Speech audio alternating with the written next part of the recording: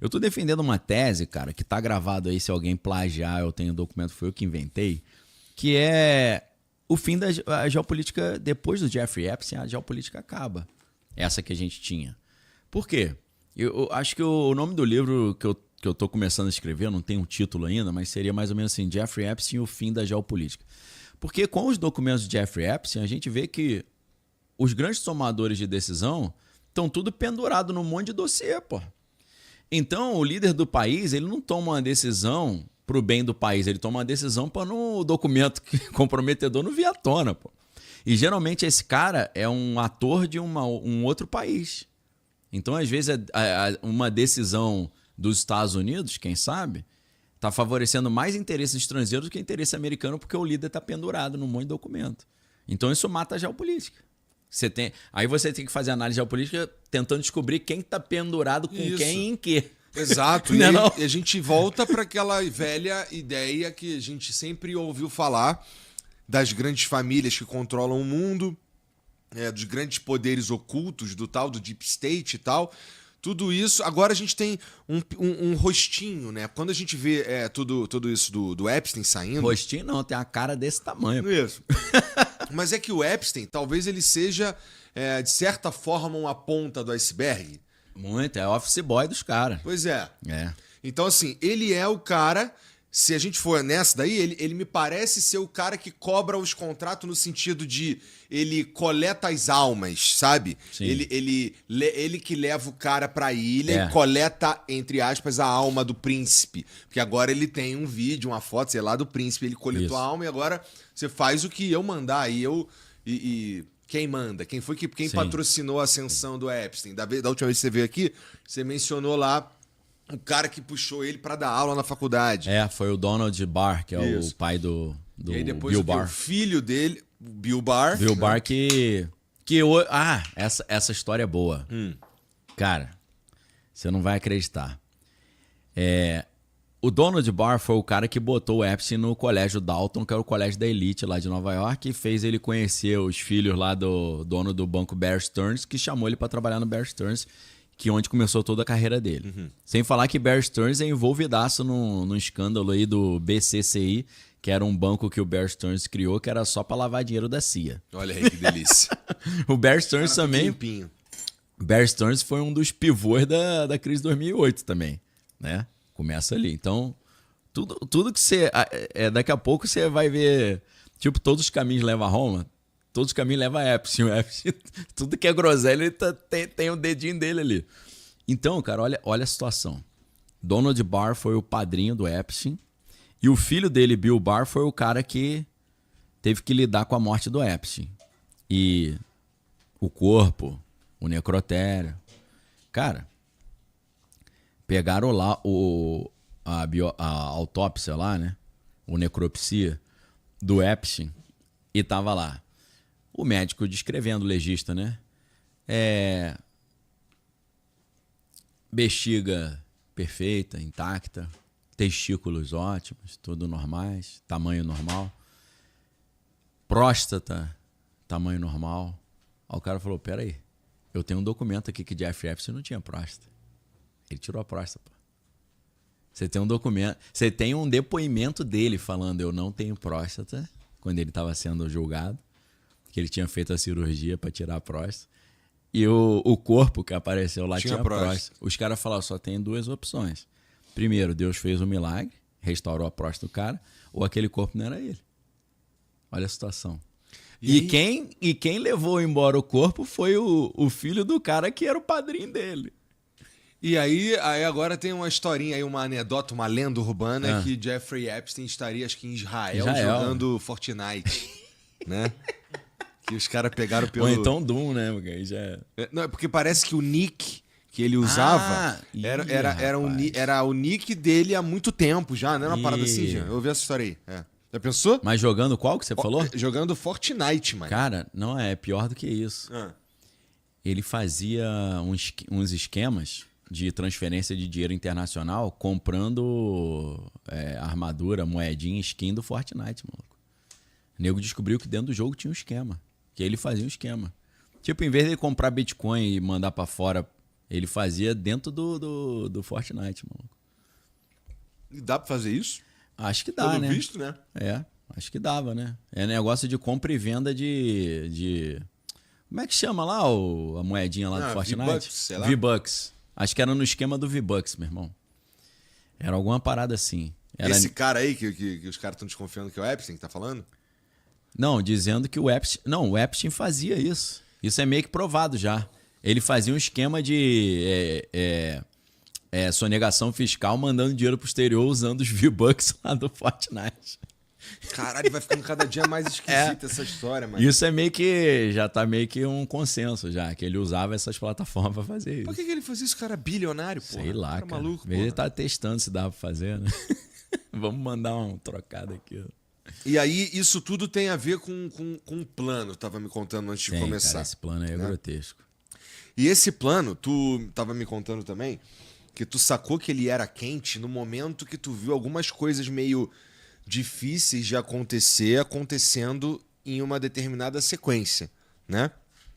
E...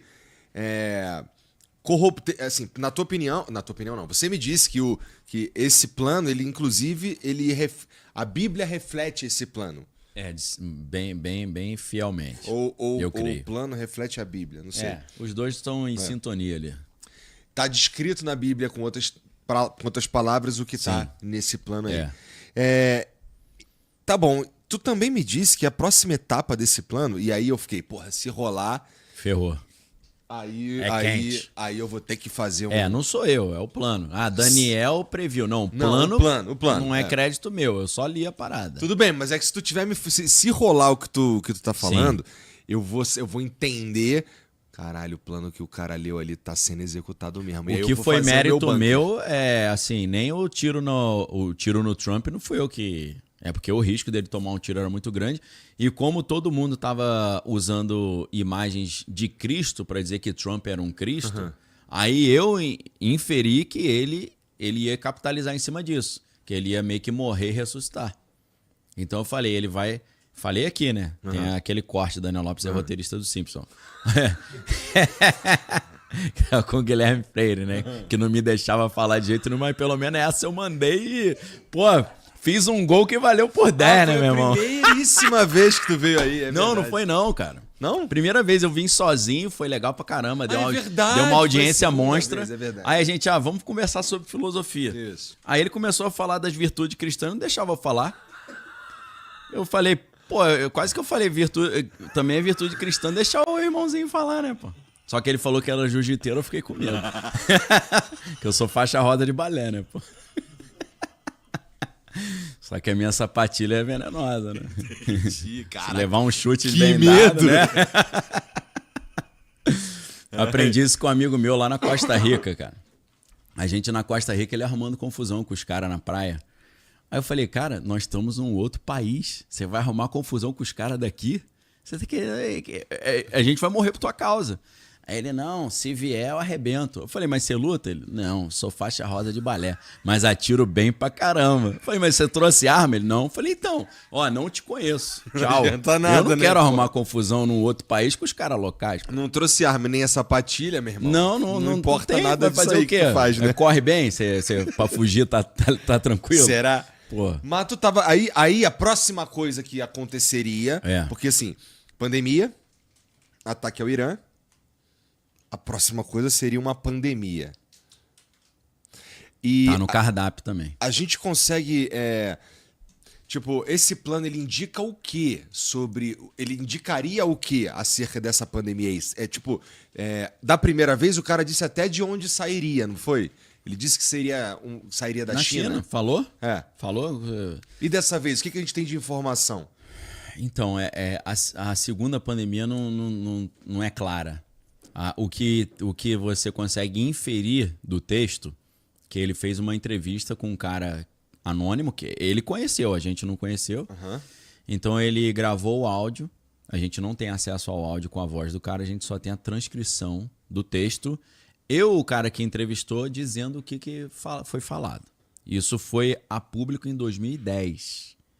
E eu assistia esse cara. Quando ele falou, os caras disseram que a China vai pegar um resfriado e começaram a rir porque seriam eles que teriam colocado esse vírus na China, e isso ia se espalhar para o mundo inteiro. Quando eu vi isso, eu falei, isso é palhaçada, né? Só que aí, 10 anos depois, em 2020, quando começou, eu falei, pô, o troço é quente, hein? Começou certinho na China e depois espalhou. Então... Não existe nada que acontece de forma espontânea, Daniel. Por exemplo, não é impossível uma pandemia de forma espontânea, na tua opinião? Não, cara, não é impossível, não. Mas assim, vamos supor, existe um consenso, assim, uma ideia de que acontecem de 100 em 100 anos. Que teve a gripe espanhola, depois teve o Covid. Gripe espanhola 1914, eu não me lembro agora. Que é no período da Primeira Guerra Mundial. Depois, 2020, você tem. Tá ali batendo 100 anos, né? Só que, cara, se você pega a própria gripe espanhola, a história dela é estranha pra caramba. Por quê? Primeiro que não é espanhola. Começou nos Estados Unidos. Aí você fala, pô, por que é espanhola? Porque ninguém noticiava, só a Espanha começou a noticiar. Aí a galera tá morrendo de um jeito estranho aqui. Aí a galera, pô, então começou na Espanha. Mas começou nos Estados Unidos. E já havia pesquisas de armas biológicas naquela época. Então tem gente que teoriza... Na época da Primeira Guerra Mundial. Primeira Guerra. Então, Porra, mas por quê? Porque, ó, a Primeira Guerra Mundial, ela começa ali o Império Austro-Húngaro, né? Isso, Turco-Otomano. Isso, umas paradas ali. Que é um tanto longe dos Estados Unidos e tal. Os caras... Se a gente tá falando de arma... biológica, não tinha que esperar, é um pouco mais pra frente, não é? Que aconteceria isso? Às vezes os americanos estavam testando as armas lá e vazou, né? Entendi, pode ser também. Entendeu? Pode ser também. E aí a gente vai pra um... Então tá, então é pra próxima, da primeira vez, o cara chamou de um resfriado que ia se espalhar pro mundo inteiro, né? A China vai pegar um resfriado. Isso foi falado em 2005, na reunião secreta. Não secreta, né? Alguém vazou a parada. O cara chegou a dizer que ele sentiu que não era pra ele estar na reunião. Ele falou, pô, isso aqui tá muito estranho, cara. Acho que não era pra eu estar aqui, não. Tipo, sabe quando você ouve umas paradas e fala, acho que eu não quero nem ouvir isso.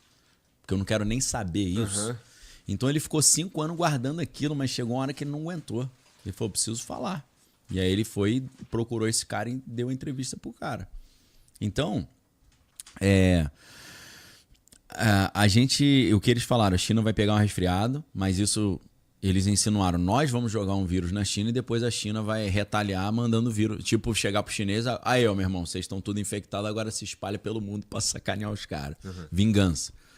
Cara, essa tese, ela meio que existe. Por quê? Na época que começou a pandemia, começaram casos estranhos ainda em outubro e novembro de 2020, 2019, perdão, na China. Dizem que já tinha outros casos no mundo. E depois eu vou conectar a pandemia com o Jeffrey Epstein também, que o cara tem a ver com tudo. Quando começou, o que os chineses falaram? Só que isso não chega aqui. Você já viu, cara, uma coisa que me irrita demais? Tipo assim, um jovem foi acusado de matar um empresário. Aí vem o jovem algemado na audiência lá. Isso nos Estados Unidos, né? E aí todo mundo fala, dizem que a motivação foi porque o jovem tinha raiva de rico. Aí ninguém pergunta pro jovem qual foi a motivação. Os caras dizem que falaram que... Você não ouve a opinião do próprio réu. Você não ouve. Então, a gente também não ouviu a opinião da China. No início, várias fontes chinesas estavam dizendo os Estados Unidos que jogaram esse vírus na gente. Mas, cara, mas como assim? Eles falaram. Em outubro, teve aqui na China os Jogos Mundiais Militares. O Brasil ficou em terceiro. E eles falaram, nesses Jogos Mundiais, alguns militares trouxeram esse vírus e deixaram aqui e foram embora. Soltaram aqui. Agora a pergunta que precisa ser feita. Em qual cidade da China, que é um país grande pra caramba, aconteceram os Jogos Mundiais Militares de 2019? Wuhan? Exatamente. Não é sacanagem, não? Aí é covardia, não é? Eu acho covardia, cara.